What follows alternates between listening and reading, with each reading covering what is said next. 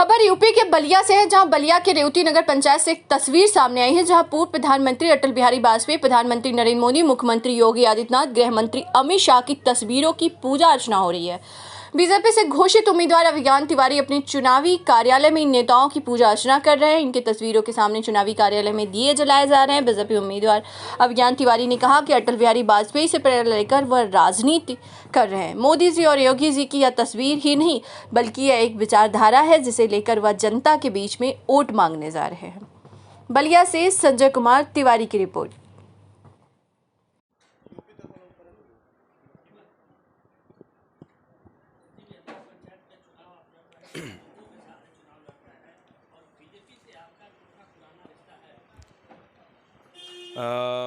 मैं अभी नगर पंचायत का चुनाव ये पहली बार मैं खुद लड़ रहा हूँ, लेकिन मेरा पारिवारिक पृष्ठभूमि शुरुआत से ही रही है। मेरे बाबा स्वतंत्रता सेनानी स्वर्गीय श्री राम पूजन तिवारी जी यहाँ से चुनाव लड़े थे। उसके बाद मेरे पिताजी चुनाव यहाँ चेयरमैन रहे हैं।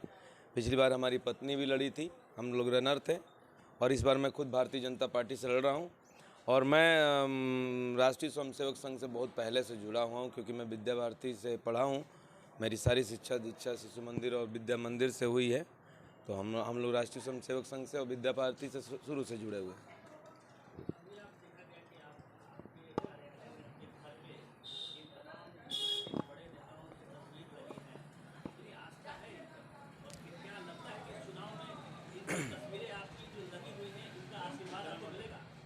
देखिए, हम लोग जब मैं लखनऊ में अपनी ग्रेजुएशन की पढ़ाई कर रहा था, तब मैं उस समय मतदाता हुआ था।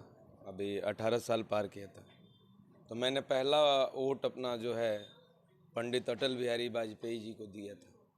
वहीं लखनऊ से जहाँ हम लोग रहते थे, वहीं से वो सांसद का चुनाव लड़ते थे, उसी लोकसभा से।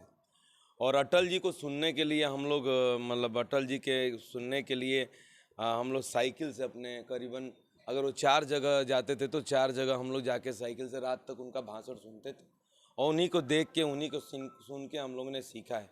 तो फोटो अपनी जगह है। ये जो फोटो लगे हुए हैं, ये विचारधारा जो है, ये फोटो नहीं है, एक विचारधारा है। राष्ट्रहित और राष्ट्र प्रेम की विचारधारा है। और ये विचारधारा से मैं खुद ही इस विचारधारा के साथ चलता हूँ। तो ये फ़ोटो नहीं है, इसको फ़ोटो ना कहिए आप। ये विचारधारा और ये राष्ट्र हित और राष्ट्र उन्नति के लिए जो विचारधारा है, उसके लिए हम लोग लड़ रहे हैं।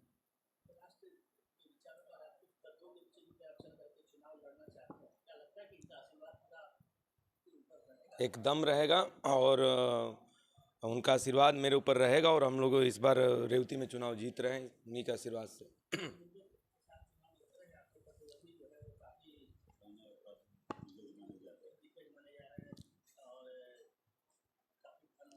कोई राजनीतिक दिग्गज नहीं है, पहली बार। कोई राजनीतिक पृष्ठभूमि भी नहीं रही है। 9 साल में 9 पार्टी बदले हैं। अगर आपको इतिहास नहीं पता है तो मैं बता देता हूँ। 9 साल में 9 पार्टी बदले हैं, करेक्ट 9 पार्टी। जिनका खुद का कोई करेक्टर ना हो राजनीति में, कि 9 साल में आपने 9 पार्टी बदल दी, तो क्या राजनीतिक आदमी हो सकते हैं? अपने लाभ के लिए जो हर साल राजनीतिक पार्टी बदल दे, वो राजनीतिक, कोई पॉलिटिकल राजनीतिक पृष्ठभूमि नहीं है, ना राजनीतिक सोच है।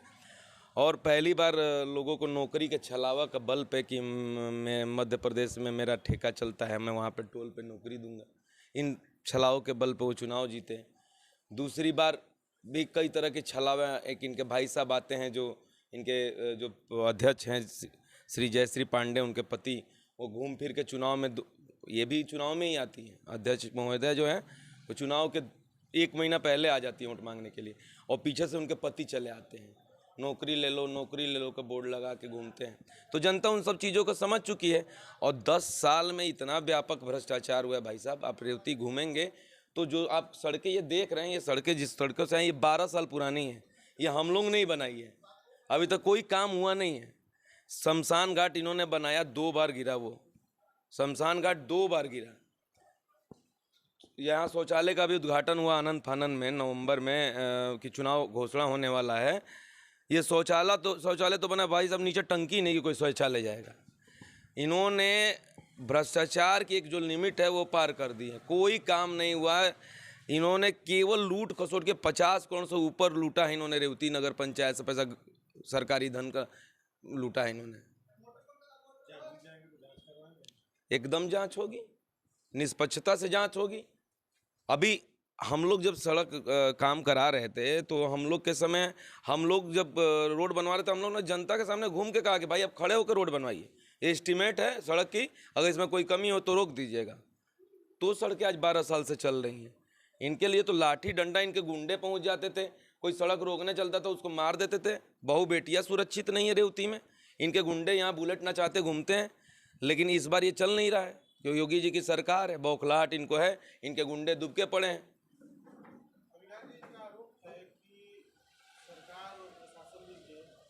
चुनाव प्रचार नहीं करने दे रही है, ये गलत बात है। अरे उनके ऊपर उत्पीड़न किया जा रहा है, इस पे क्या? देखिए, मैं आपसे पहले ही बोला कि पहले गुंडों के बल पे ये चलाते थे, गुंडों के बल पे प्रत्याशियों को प्रताड़ित करते थे। इनके गुंडे, जैसे हम अभी कह रहे थे कि हम एक वार्ड में गए थे, हमको घेर लिया गया। आपको बता रहा हूँ कि पिछला चुनाव, ये जो मनगढ़ंत इनकी बातें हैं, पिछला चुनाव हम लोग लड़ रहे थे और हम मान लीजिए 15 नंबर वार्ड में बैठे तो इनके 15-20 गुंडे आके बैठ जाते थे। अगर हम वोट मांगने गए तो कहीं जाए तो इनके 20 गुंडे घेर लेते थे। और आप अगले से बात करें, अब इनको दिक्कत क्या है कि इनके जो गुंडे हैं वो घूम नहीं पा रहे हैं। इनके गुंडे अब डरे हुए हैं कि भाई योगी जी की सरकार है, महाराज जी की सरकार है, अगर एक गुंडा अगर कहीं दिखा तो भाई उसको लाल घर जाना ही जाना है। वो तो भाई इनके गुंडे डरे हुए, कुछ गुंडे छोड़ के भाग गए और जो गुंडे इनके रेवती में रह रहे हैं वो दुबके हुए घर में। तो जिन गुंडों के बल पे और दारू मुर्गा बांट के, पैसे बांट के ये चुनाव जीतने की कोशिश हमेशा किया करते थे, इस बार ये बौखलाहट है इनको कि ना उनका दारू बट पा रहा है, ना पैसा बट पा रहा है, ना मुर्गा बट पा रहा है, ना गुंडे घूम के गुंडे ही कर पा रहे हैं। तो इन्हीं बलों पर जब आपने चुनाव जीता है और ये चारों चीज़ें नहीं हो पा रही तो बौखलाहट तो भाई सब होगा ही होगा।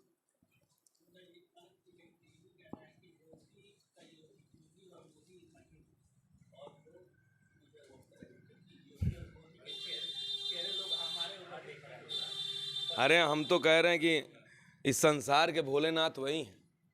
अब कहने को तो भाई आप कुछ भी कह लें, अगर उनका योगी और मोदी से अपनी तुलना कर रहे हैं तो हमको तो लग रहा है कि अब हम क्या कहें भाई साहब। इतना भ्रष्ट आदमी अगर अपना योगी जी से और मोदी जी जैसे गरीब के परिवार के लड़के जो आज देश और प्रदेश का प्रतिनिधित्व कर रहे हैं और सबसे ईमानदार छवि जिसको देख के आज पूरी भारत की जनता वोट कर रही है, उससे अपना तुलना कर रहे हैं कि योगी मोदी मैं ही हूँ। अरे शर्म आनी चाहिए आपको। आपका क्या व्यक्तित्व है इनका। अभी आप फेसबुक पे देखिए, इनका अभी वीडियो लॉन्च हो जाता है रह रह के। ये सब करेक्टर है इनका, और योगी या मोदी जी से अपना कंपेयर कर रहे हैं। ऐसे लोगों को तो पानी में डूब के मर जाना चाहिए। देखिए, नगर पंचायत रेवती में कई मुद्दे हैं। पहला मुद्दा है कि जो यहाँ पे नगर पंचायत में जो रोजगार ढाक पे दिया जाता है, इसमें इन्होंने अपने परिवार के लोगों को लगवा रखा है। और अभी विधानसभा भी ये लड़ने गए थे, नोटा से लड़ाई हुई है इनकी, और किसी से लड़ाई नहीं हुई, नोटा से लड़ते आए हैं, नोटा से लड़ाई करते हैं। बुरी तरह रेवती में हारे हैं। ये टाउन एरिया है। अगर यहाँ के योगी मोदी रहते हैं तो रेवती की जनता इनको तीसरे नंबर पे नहीं ढकेलती, उसी समय योगी मोदी का चेहरा साफ हो गया रहता। अगर ये यहाँ के चहेते चेहरे रहते तो घर का एक लड़का लड़ा था, कम से कम रेवती से तो चुनाव जीतना चाहिए था।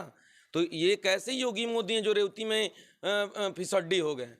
और इन्होंने युवाओं को छला, अपने परिवार के लोगों को नौकरी देके विधानसभा में जो इनके कार्यकर्ता बनाने के लिए विधानसभा के लोगों के ढाक पे लगवाया, अपने स्कूल के मास्टर, अपने घर के चाचा भतीजे मौसा सबको लगवा दिया। जो गरीब युवा है रेवती का, जो बेरोजगार है, उनको तो इन्होंने छला है। उसके बाद सबसे पहले प्राथमिकता तो मेरी ये होगी कि रेवती में आते ही यहाँ रेवती में जो इनकी गुंडागर्दी और तताइयों का जो माहौल बना रखा है, इसको ख़त्म करना है।